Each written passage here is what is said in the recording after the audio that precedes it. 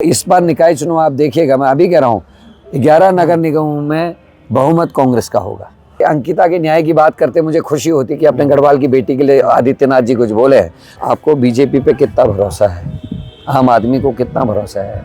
कहाँ है smart cities, कहाँ है बुलेट ट्रेन, कहाँ है वो 2 करोड़ रोजगार, कहाँ है वो 15 लाख, कहाँ है वो काला धन? ये नई बातें रोज करते हैं। मेरा पूछना है, आप बेवकूफ अनपढ़ों को बना सकते हैं, पढ़े लिखे लोगों को धामी जी बेवकूफ नहीं बना पाएंगे, मेरा ये मानना है। मेरे सारे लीडर्स ने सही फैसले लिए और वो सही फैसले आज जमीन में उतर रहे हैं, इसीलिए एकता भी दिख रही है, इसीलिए ताकत भी दिख रही है और कांग्रेस इतनी मजबूत दिख रही है कि बीजेपी को योगी आदित्यनाथ को उत्तराखंड बुलाना पड़ रहा है।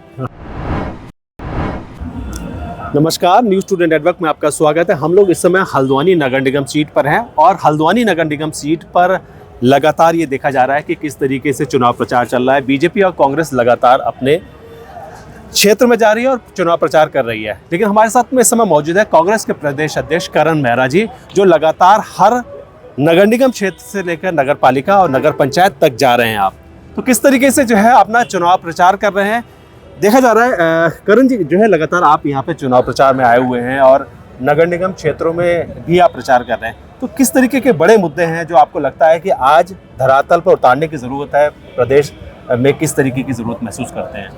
देखिए, अधिकतर नगर निगम में अगर आप देखें, देहरादून 10 साल से ज़्यादा हो गए, हल्द्वानी 10 साल से ज़्यादा भारतीय जनता पार्टी के व्यक्ति को मेयर बने हो गए, लेकिन कुशासन है, भ्रष्टाचार है और नाली की समस्या हो, स्ट्रीट लाइट की समस्या हो, अस्पतालों की सफाई की व्यवस्था हो, सारे मामलों में जीरो है, सिफर है। लोग परेशान हैं, स्वच्छ पानी नहीं मिलता, स्वास्थ्य के लिए कोई सुविधाएं नहीं है। कोरोना के काल में इनका फेलियर हमने देखा, उसके बाद डेंगू की जितनी घटनाएं घटी हैं इन बड़े शहरों में वो देखने लायक था। तो ये कुप्रबंधन ही कहेंगे।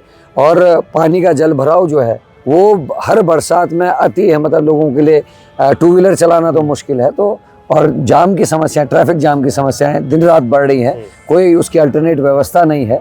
तो ये सारे ऐसी चीज़ें हैं जिसको लेकर लोग परेशान हैं, ये स्थानीय है। उसके अलावा बड़े मुद्दे हैं। महिला अपराध में आप देखिए, उत्तराखंड आज पहले स्थान पर चले गया 9 हिमालय राज्यों में, और अंकिता भंडारी से लेकर हरिद्वार में जो 14 साल की बच्ची का बलात्कार और हत्या बीजेपी के ओबीसी सेल का सदस्य में मुख्य आरोपी है। चंपावत के इनके मंडल अध्यक्ष आज जमानत में बाहर हैं, सल्ट के मंडल अध्यक्ष इनके जमानत में बाहर है।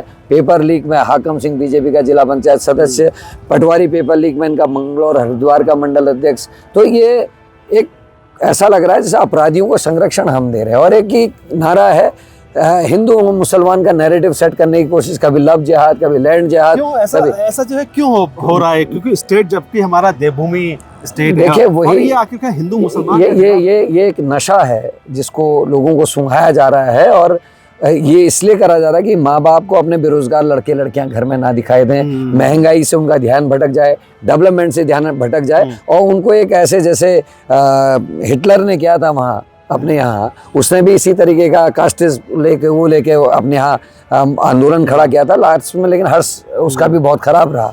और बीजेपी भी उसी तरीके के कार्ड्स को प्ले कर रही है जिससे जनता असल मुद्दों को भूल जाए और उनकी नाकामियों को ढकने का इससे और बड़ा वस्त्र और अस्त्र नहीं हो सकता। अच्छा, हमने देखा कि इस बार जो अगर हम कुमाऊं क्षेत्र की बात करें तो यहाँ पर एक अल्मोड़ा सीट और पिथौरागढ़ 2 नगर निगम भी बने हैं जी।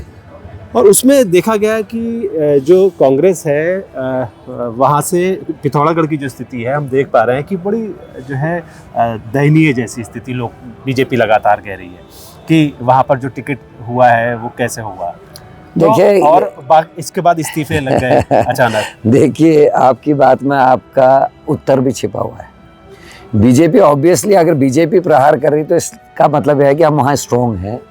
और वो लड़की जब प्रकाश पंत जी जैसे बड़े व्यक्तित्व की मृत्यु हुई, उनकी पत्नी चुनाव लड़ रही थी, बाई इलेक्शन लड़ी, और बीजेपी ने पूरा ईडी जोटी का जोर लगाया, सिंपैथी थी, उसके बाद भी केवल 2400 वोट से उसको हराने में कामयाब रही। और वो लड़की पिछले 3 सालों से जिला अध्यक्ष के रूप में काम कर रही मेन कांग्रेस का, उसने नाक वो चने चबवा रखे हैं बीजेपी को। तो ऑब्वियसली उनको ये कहना है रिजल्ट आने दीजिए, बीजेपी को पता चल जाएगा कि इस्तीफे और जो षड्यंत्र कर रहे हैं लोगों को तोड़ मरोड़ के, उसका कोई असर होने वाला नहीं। कांग्रेस को जो एकदम बीजेपी का जो संगठन है वो कैप्चर करने की तैयारी में है और वो लगातार जो है इसमें कामयाब भी हो रहा है। कुछ नहीं होना है। देखिए, इन्होंने एक बड़ी टूट करी थी हमारे सांसदीय चुनाव के समय में, लेकिन उसके बाद मैंने इनको बद्रीनाथ और हरिद्वार हराया, और ये हिस्ट्री में पहली बार हुआ कि सरकार के खिलाफ बाई इलेक्शन जो है कोई पार्टी जीती। केदारनाथ में भी हमने इनको हरा ही दिया था। बस ये दिक्कत रही कि हम वोटों को कंसोलिडेट अपनी साइड नहीं कर सके। 22,000 के वोट के अगेंस्ट 30,000 वोट अगेंस्ट में पड़ा। ऐसा तो नहीं वो वाला नारा चल गया हो बीजेपी का कि बटेंगे तो कटेंगे? नहीं, वो नारा नहीं चला। बस ये रहा कि कुछ मैनेजमेंट की कमी कहे। हमारे जो प्रत्याशी थे उनके 6,000 वोट बढ़े हैं पिछले इलेक्शन से, और चौहान जी भी 9,000 वोट ले गए। वो अगर वो वोट अगर उधर को नहीं गया होता तो बीजेपी को बुरी तरीके से हम परास्त करते, और जो मेरी 300 किलोमीटर की पदयात्रा थी केदारनाथ की, शायद वो सफल होती। लेकिन होता है कभी कभी। और इस बार निकाय चुनाव आप देखिएगा, मैं अभी कह रहा हूँ 11 नगर निगमों में बहुमत कांग्रेस का होगा। बहुत अच्छी बात है। आप लोग जो है जो इस तरीके की बात कह के मतों को जो है प्रभावित करने की बात जब आती है, हल्द्वानी नगर निगम में जो सबसे इम्पोर्टेंट बात ये नजर आई कि इस बार कांग्रेस पूरी एक नजर आ रही है हल्द्वानी नगर निगम में। जैसे पहले होता था कि एक दूसरे की टांगे खींचा करते थे, आपके नेतृत्व में यहाँ पर जो ललित जोशी को जो टिकट मिला है उसको लेके मैं देख रहा हूँ कि कांग्रेस पूरी की पूरी एक है। सिलेक्शन को लेके किस तरीके के आपने जो है इस बार पैरामीटर्स रखे थे आपने? देखिए, हमारे ध्यान में ये था कि कैडर को बिल्ड करने की बात मेरे नेता ने कही है जी, कि नुकसान हो कोई बात नहीं, लेकिन आगे के 25-30 साल का आपके पास नेतृत्व होना चाहिए। उन्हीं चीज़ों को ध्यान में रखते हुए इस बार हमने सारे टिकट आप देख लीजिए 50, 55 और उससे नीचे के लोगों को दिए हैं। और उसका कारण यह है कि 20-22 सालों तक कांग्रेस को नेतृत्व देने वाले लोग खड़े मिलेंगे। दूसरा, हमारे कुछ स्टेप्स आज हालात ये है कि बीजेपी इतनी घबराई हुई है, वो कुछ भी कहें, लेकिन उनके अगर स्टार प्रचारकों की आप सूची देखें उसमें आदि योगी आदित्यनाथ को भी ला रहे हैं। तो इसका मतलब कहीं ना कहीं घबराहट है। और बीजेपी को लग रहा है कि उनकी चूल्हे हिली हुई हैं, इसलिए योगी आदित्यनाथ को ला रहे हैं। लेकिन मैं उनसे एक बात पूछना चाहता हूँ, फायर ब्रांड नेता हैं आदित्यनाथ, और पास भी होंगे ऐसे? नहीं, मैं हमारे पास है, हमारे भी नेता, लेकिन हम लाए नहीं। हम अपने दम पर, उत्तराखंड के नेताओं के दम पर चुनाव लड़ रहे हैं। और मेरा प्रश्न है बीजेपी से कि आदित्यनाथ जी यहाँ की मिट्टी हैं, मैं मानता हूँ, लेकिन अंकिता भंडारी के केस में एक शब्द जो व्यक्ति ना बोला हो, जो SSC भर्ती घोटाले, पटवारी पेपर लीक में कुछ ना बोला हो, जिस प्रदेश की बहनें असुरक्षित हो, 9 हिमालय राज्यों में बलात्कारों के केस में हम पहले नंबर पे आ गए हैं, ऐसे मामलों में अपने प्रदेश के लिए जहाँ की वो मिट्टी है, एक शब्द जो व्यक्ति ना बोला हो, वोटों के लिए जो आ रहा हो, लेकिन और समस्याओं में एक शब्द ना बोलता हो, ऐसे व्यक्ति को आप समस्याओं को लेकर क्या देना चाहिए? कम से कम समाधान नहीं हो पाया, कम से कम इस बात को रखना तो चाहिए। दो चीजें थी। अंकिता के न्याय की बात करते मुझे खुशी होती कि अपने गढ़वाल की बेटी के लिए आदित्यनाथ जी कुछ बोले हैं। दूसरा, परिसंपत्तियों के बंटवारे में बड़े राज्य का मुख्यमंत्री मेरे प्रदेश का रहने वाला व्यक्ति है, लेकिन परिसंपत्ति के बंटवारे में कहीं उत्तराखंड को जो जेन्युइन मदद, जो सच में मदद होनी चाहिए थी, वो मदद आदित्यनाथ जी के द्वारा नहीं हो रही है। तो ऐसी में बीजेपी को हमारे प्रश्नों का उत्तर देना चाहिए। और दूसरी चीज़ हम लोग ये देखते हैं कि जब लास्ट होता है तो कई बार आप लोगों ने भी आरोप लगाए और ये देखने में भी आया, हिंदू मुसलमान तक की राजनीति यहाँ पे शुरू हो जाती है। तो कितना जो है आपको लगता है कि भाई असल मुद्दे जो है कहीं पीछे तो नहीं छूट रहे हैं? बहुत सारे मुद्दे पीछे छूट रहे हैं भाई, आपका प्रश्न भी वाजिब है। जब हम मज़ार की बात करते हैं, आम आदमी को पता नहीं मज़ार जो है वो सूफियत की पहचान है। वो कोई मुसलमान नहीं, वहाँ हिंदू भी जाते हैं, वहाँ अन्य लोग भी जाते हैं। और जो अनपढ़ लोग हैं या जिनको ज्ञान नहीं है, उनको भड़कराने का इससे बड़ा मौका बीजेपी को नहीं मिलता। आप लैंड जिहाद की बात करते हैं और आप मज़ारों को तोड़ने की बात करते हैं, लेकिन जिन आपके बीजेपी के बड़े नेता और सेठों ने तालाबों की भूमि में अट्टालिकाएं बनाकर फ्लैट बेच दिए हैं, नालों की जमीनों को घेर कर फ्लैट बना के बेच दिए हैं, उन पर कार्रवाई भी करेंगे हजूर। 6x4 की मज़ार तोड़कर कौन सा जमीनों की बचत होने वाली है, मैं ये पूछना चाहता हूँ। और आम आदमी जो 4x6 के झोपड़े बना के, 8x10 के झोपड़े बना के अपने बूढ़े माँ बाप को और दूध पीते बच्चों को पाल रहे हैं, उन मलिन बस्तियों के घरों को उजाड़ने पर आपकी नज़र है। लेकिन जो आपके धन्ना सेठ हैं जिन्होंने अट्टालिकाएं बना के जमीनें कब्जा करके काम किया है, भू माफिया जो सक्रिय हो रहा है उस उत्तराखंड में, आप उसके खिलाफ कार्रवाई करने की हिम्मत नहीं कर रहे हैं। अच्छा, भू कानून का मुद्दा जो है आज भी एग्जिस्ट करता है और मुख्यमंत्री जो है, मुख्यमंत्री का ये कहना है कि हम लोग जल्दी एक नया सशक्त भू कानून लाने वाले हैं। क्या जो है लगता है आपको, कैसा भू कानून होना चाहिए? आपको बीजेपी पे कितना भरोसा है? आम आदमी को कितना भरोसा है? कहाँ है स्मार्ट सिटीज, कहाँ है बुलेट ट्रेन, कहाँ है वो 2 करोड़ रोजगार, कहाँ है वो 15 लाख, कहाँ है वो काला धन? ये नई बातें रोज करते हैं। मेरा पूछना है, नारायण दत्त तिवारी जी ने अपने पूरे अनुभव का लाभ लेते हुए कानून बनाया था उसको कुछ अमेंडमेंट्स किए गए, वो कानून बहुत अच्छा था। उसमें अमेंडमेंट्स करके त्रिवेंद्र सिंह रावत जी ने उसकी छूट को बढ़ाया, लेकिन एक अच्छा काम किया था जिसमें उन्होंने कहा कि अगर भूमि जिस उपयोग के लिए दी जा रही है, अगर उस उपयोग में 2 साल तक नहीं लाई जा रही तो भूमि का अधिग्रहण सरकार कर लेगी। लेकिन ये धामी जी जो आज बात कर रहे हैं नए भू कानून का, सशक्त भू कानून का, यही वो व्यक्ति है, यही वो शख्स है जिसने इस बाध्यता को हटाया। लोगों ने स्कूल के लिए ली भूमि, उसमें फ्लैट बना के भेज दिए, कृषि के लिए भूमि ली, उसमें कुछ और बना दिया। हो रही है नहीं, अब ये छोटी मोटी कार्रवाई, इनसे कोई फर्क नहीं पड़ता। लेकिन आप ये बताएं ना, आपने कानून क्यों बदला? क्या आपका ये जो आप कर रहे हैं, क्या ये उस कानून को ओवरलैप कर रहे हैं? क्या वो कोर्ट में टिकेगा? क्योंकि आपने अगर कोई कानून बनाया, जब तक नया कानून नहीं बनता, उस कानून बना रहे और नए कानून के बनने के बीच में जो कार्रवाई हुई है पहले कानून के आधार पर, उसको आप कोर्ट में चैलेंज नहीं कर सकते। आप बेवकूफ अनपढ़ों को बना सकते हैं, पढ़े लिखे लोगों को धामी जी बेवकूफ नहीं बना पाएंगे, मेरा ये मानना है। और सशक्त भू कानून की आवश्यकता है। जिस तरीके से भू माफिया और खनन माफिया हावी इस प्रदेश में हो गया है, ये चिंता का विषय है। आप ही के बीजेपी के सांसद लोकसभा में इस मामले को उठाने के लिए मजबूर हो रहे हैं। अनिल बलूनी जी जो है लगातार उन्होंने उठाया, त्रिवेंद्र रावत जी ने उठाया, भारत सदन ने जो हरिद्वार का है मातृ सदन, उसने 2 पेज की चिट्ठी प्रधानमंत्री को लिखी है। आखिर कर क्या रहे हो? हर नदी में, हर नाले में जेसीबी खड़ी हुई दिखाई देती हैं। हर नदी के बगल में जाम इसलिए लग रहा है कि ट्रकों की लाइनें खड़ी। ये क्या कर रहे हैं आप इस प्रदेश के साथ? और जनता इस बात को समझने लगी है।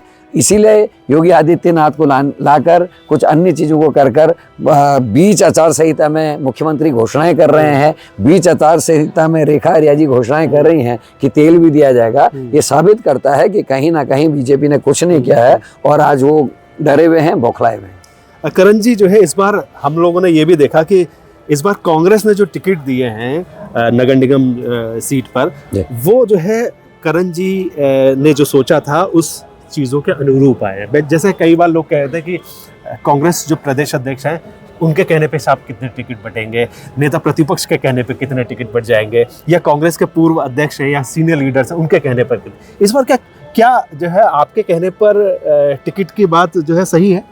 मैं केवल इतना कहूँगा कि मैं इन 3 सालों में अपने सीनियर्स को, अपने नेतृत्व को ये समझाने में कामयाब रहा हूँ कि जो दंश हमने 2016 में झेला, 9 विधायक गए, तब से गढ़वाल मेरा खाली हो गया। देहरादून और पहाड़ की 30 सीटें हैं, हम लगातार 1 सीट 17 में और 3 सीट 22 में लाने में कामयाब रहे। और ये साबित करता है कि जब नेता जाता है तो नीचे का कैडर चले जा रहा है और हमको अब कैडर की ओर को काम करने की आवश्यकता है। नए लीडर्स को, सेकंड लाइन को भी डेवलप करने की जरूरत है ताकि उनमें भरोसा हो कि हमारा कांग्रेस में है। और अभी जब 7 लोगों की कमेटी बनी, जब ये टिकटों पर चर्चा हुई, मैं खुश हूँ इस बात को लेकर कि मेरे सारे लीडर्स ने सही फैसले लिए और वो सही फैसले आज जमीन में उतर रहे हैं। इसीलिए एकता भी दिख रही है, इसीलिए ताकत भी दिख रही है और कांग्रेस इतनी मजबूत दिख रही है कि बीजेपी को, योगी आदित्यनाथ को उत्तराखंड बुलाना पड़ रहा है। बिल्कुल, लेकिन बात यहाँ तक बोली जाती है कि वोटों का ध्रुवीकरण जरूर होता है। जैसे अगर जो है बीजेपी के कई लीडर्स जो हिंदुत्व की बात करते हैं तो उससे वोटों का ध्रुवीकरण भी होता है। देखिए, ध्रुवीकरण होता है, लेकिन ये एक खतरनाक चीज भी है। आप 2 इलेक्शन, 4 इलेक्शन, 5 इलेक्शन लोगों को ठग लेंगे, लेकिन हकीकत में जिस दिन शेर आएगा ना, उस दिन लोग सोचेंगे ये मजाक है, रोज कहते हैं। ऐसी स्थिति इनने पैदा कर दी है। शंकराचार्य जी का आप अपमान करते हैं, आप जोशीमठ को बर्बाद करते हैं, आप केदारनाथ के गर्भगृह के नियम तोड़ते हैं, आप छोटा कैलाश में जहाँ फोटोग्राफी मना है वहीं पर बोर्ड के आगे फोटो खिंचा के उसको पब्लिश करते हैं कि मैं कुछ भी कर सकता हूँ। तो ये सनातन धर्म में कहाँ सिखाया है साहब? हमारे यहाँ तो कहते हैं प्राणियों का कल्याण हो। ये कहाँ हिंदू का कल्याण हो, मुसलमान का कल्याण हो या क्रिश्चियन या सिख का कल्याण हो। तो सनातन धर्म की जो नींव है, जो पहला डायलॉग है कि प्राणियों का कल्याण हो, उसी को आप विध्वंस कर रहे हैं, उसी को तोड़े और नफरत सिखा रहे हैं। मेरा धर्म तो प्रेम सिखाता है, क्षमा सिखाता है, लेकिन आपने उस धर्म को भी खत्म कर दिया। बीजेपी प्रदेश अध्यक्ष के बारे में क्या कहेंगे, जो लगातार अब जो है वो सांसद भी है राज्यसभा से? सर, बीजेपी में उनको इनाम मिलता है जो मुंह नहीं लगते, जो सही बात नहीं करते, यस सर करते हैं, और भट्ट जी को उसका इनाम मिला है। बाकी उनमें कितना टैलेंट है, कितना नहीं है, तो मीडिया पर्सन है, आप जानते हैं। बिल्कुल, करण मेहरा जी लगातार हम लोगों के साथ में जुड़े हुए हैं। और गढ़वाल में भी जो है आप जा रहे हैं, वहाँ पे क्या स्थिति नजर आ रही है ग्रास रूट लेवल पर, जो कार्यकर्ताओं से आपकी बातचीत? आप देहरादून जो गढ़वाल का दरवाजा है और उत्तराखंड की राजधानी है, उसको आप कांग्रेस की सीट के रूप में देखेंगे मेयर में। कोटद्वार आप जीत रहे हैं और आप श्रीनगर भी जीत रहे हैं, बहुत अच्छी पोजीशन वहाँ है। ऋषिकेश में भी हम बहुत बढ़िया फाइट दे रहे हैं, और वहाँ क्योंकि मंत्री जी और कई संतरी जी लग गए हैं, लेकिन उसके बावजूद भी मैंने जो भी फैसले लिए मेरी टीम के साथ, आज इनके मंत्री सब गली गली घूमने के लिए मजबूर हैं। आज उनको नालियां भी दिख रही हैं, टूटे गड्ढे भी दिख रहे हैं, सड़क ठीक करने का वादा भी कर रहे हैं। तो एक प्रदेश जो है, टाउन प्रदेश जो हम लोग कहते हैं कि डिजिटल प्रदेश के तौर पर, जैसे देवभूमि प्रदेश है, ऐसे ही डिजिटल और स्वच्छ प्रदेश दे पाएगी कांग्रेस? निश्चित ही हम पर्यावरणविदों से भी बात कर रहे हैं, हम अपना एक ग्रीन उत्तराखंड पे भी चर्चा कर रहे हैं, कैसे यहाँ मिशन बटरफ्लाई टाइप के प्रोजेक्ट्स लाए जाएं, कैसे यहाँ सफाई हो, उस पर भी हमारा चिंतन मनन है, कैसे हम पॉल्यूशन को कम करें, उस पर भी हमारा चिंतन मनन है। और हमारे जितने भी मेयर बनेंगे, इस बात की मैं आपको गारंटी देता हूँ, जो लोग हैं, जो आम जन हैं, उनको अब ऑफिसों के चक्कर कम काटने पड़ेंगे। बहुत गंभीर मामला होगा तभी जाएंगे, अन्यथा हमारे जितने भी मेयर बनेंगे आप देखेंगे वो जनता के बीच में दरबार लगा के अलग अलग वार्ड्सों में बीच बीच में कैंप्स करके अपने पूरे स्टाफ के संग बैठेंगे, देन एंड देयर वहीं कार्रवाई करेंगे। लास्ट क्वेश्चन मैं लूंगा, जो इस हर बार होता है, बीजेपी तो अपने पार्षदों को टिकट देती है, अधिकृत प्रत्याशी घोषित करती है, कांग्रेस क्या डरती है, क्या है? देखिए, अलग अलग ये रणनीति के हिस्से हैं। देहरादून में हमने 100 के 100 वार्ड टिकट हाथ पे लड़ाए हैं, वही चीज़ हमने हरिद्वार में किया है, वही चीज़ हमने रुड़की में किया है, वही चीज़ मैंने ऋषिकेश में आपने पूछा वहाँ भी किया है। लेकिन कहीं कहीं परिस्थितियाँ ऐसी होती है जिसमें गुणा और भाग लगाया जाता है, और जो स्थानीय नेतृत्व उसमें निर्णय कर रहा है वार्ड वाले मामलों में, उसमें हम स्थानीय नेतृत्व के निर्णय के संग चल रहे हैं। बिल्कुल, ये करण मेहरा जी थे जो लगातार बता रहे थे कि किस तरीके का उनके पार्टी का विजन है, किस तरीके के उन्होंने सिलेक्शन को लेकर उन्होंने अपने पैमाने तय किए थे, और आज वो एक अच्छे मार्जिन से जीतने का दावा कर रहे हैं। बीजेपी को भी जो है कड़ी मेहनत से वो लोग भी लगे हुए हैं, और कांग्रेस भी धरातल पर काम कर रही है, लेकिन मतदाता अपना फैसला 23 तारीख को सुनाने वाली है। तो ऐसे ही महत्वपूर्ण लोगों से हम बातचीत कराते रहेंगे, जिसके जरिए आप ये समझ पाएँ कि किस तरीके का चुनाव चल रहा है, किस तरीके का प्रचार चल रहा है, कौन लोग किस तरीके से कहाँ आगे हैं।